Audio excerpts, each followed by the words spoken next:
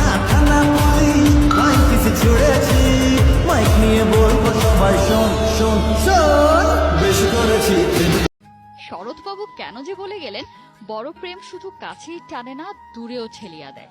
প্রেম এতটাও বড় হওয়ার প্রয়োজন নেই বোধহয়, যা দূরে ঠেলে দেয়।